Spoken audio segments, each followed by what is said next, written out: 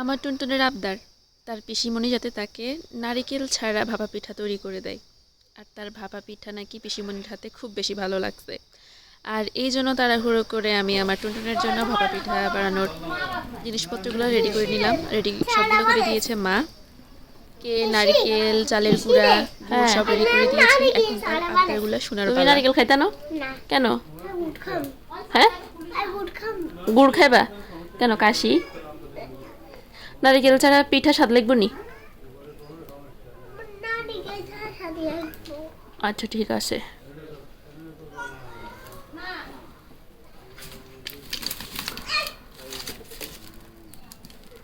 এখন তার অনেক বেশি তাড়াহুড়া, তাকে যেন খুব তাড়াতাড়ি করে নারিকেল ছাড়া পিঠা তৈরি করে দেয়।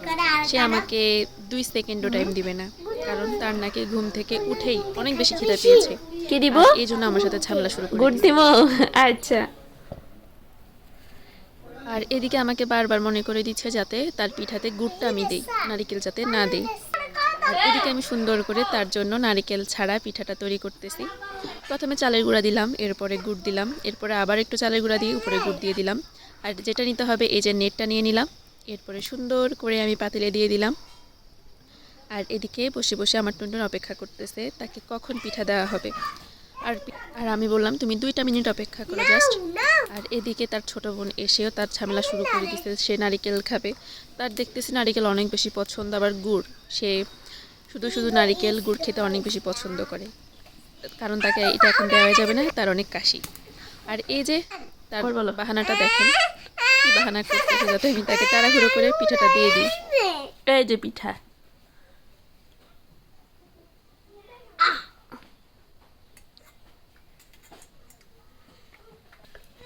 মজা হয়েছে নি?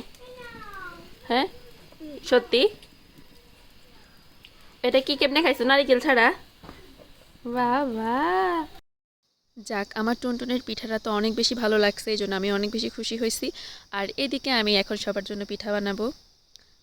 আর পিঠা বানাতে গিয়ে আজকে পুরো পাতিলের অবস্থাটা আমি পুরো খারাপ করে দিছি, পুরোটাই আমি পুড়ে কালো করে ফেলছি। যাই হোক, এটা আপনারা ইগনোর করবেন, কারণ মাটির চুলায় একটু কালো হবেই।